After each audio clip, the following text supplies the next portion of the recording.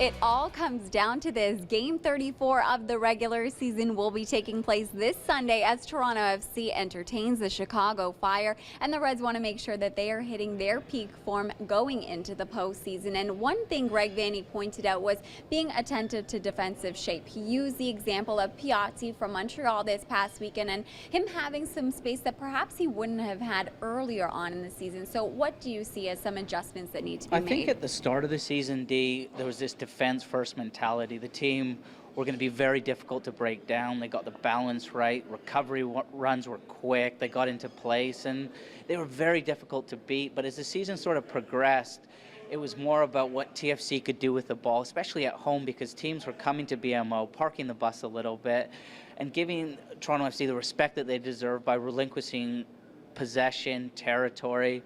And TFC had so much of the ball that defenders at times are more worried about making angles, getting on it, and sometimes mentally they've just switched off a little bit. So it's important that the defenders come at the crucial part of the season, concentrate on their job first, which is defending and not conceding any silly goals. And this is where leadership comes into play. And Toronto FC is lucky. Yes, Michael Bradley is the captain, but they have so many leaders in this locker room, one of which being defender Drew Moore. He's been instrumental in the success defensively this season.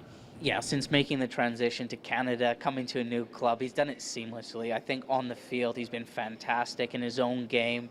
He's rarely been exposed. He's been consistent. And as you said, he's also been a leader sort of the defenders. He's allowed Michael Bradley to be the boss, be the captain, but he's been a real leader back there. He's played with different central half partners, different goalkeepers. He hasn't let that affect him, and for me, I think he definitely comes into the conversation for MLS Defender of the Year. Well, we checked in with him after training today. Let's hear what he had to say heading into the matchup this weekend against the Chicago Fire. I think our number one concern and main focus is to get 3 points. Against a team that's been up and down this season that we feel like we match up well against, but we need to go turn in a performance and get ourselves ready and get ourselves going. I don't think anybody's been, overjoyed with the way we've played the past couple of weeks, and this is a good opportunity for us to build some confidence and get 3 points. If we get a first round bye, great. If we don't, great. We'll take it as it comes.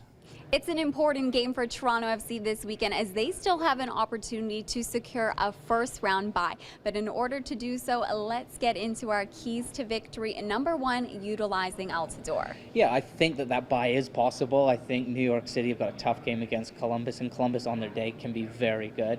First of all, yeah, I think utilize Altidore. When teams have come to BMO, they've parked the bus a little bit and made it difficult for TFC to break them down, and credit to the players, and they're trying to do it in the right way, find players in pockets, try to be intricate, create overloads out wide, but at times you can go a little bit more direct when you've got a player like Jozy Altidore.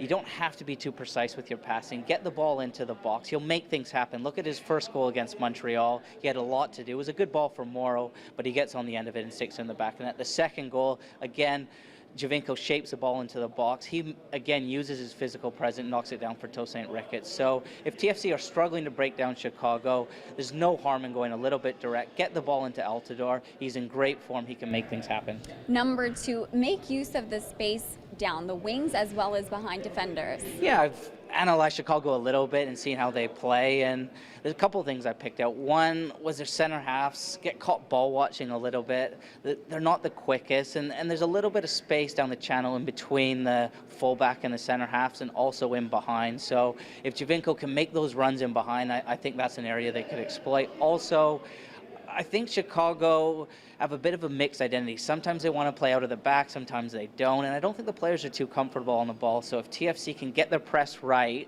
and they let Chicago get on the ball, and even their goalkeeper Sean Johnson, who's been a little bit uncomfortable on it, let them get on it and then press them, they could turn the ball over in good areas.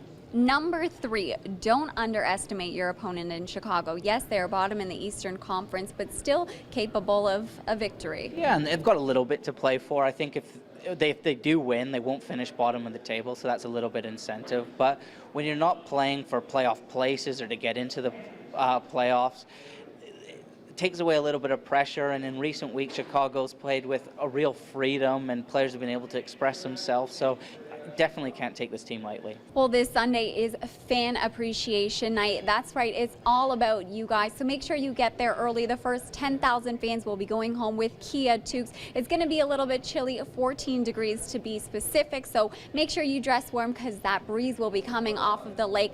Also, give yourself plenty of time. The Gardner is going to be closed all the way until Monday morning at 5 a.m. There will be some closures as well on the TTC. So just keep your eye out as to how you can get to BMO Field. That will all be taking place at 4 o'clock p.m. on TSN, and we hope to see you down at BMO Field.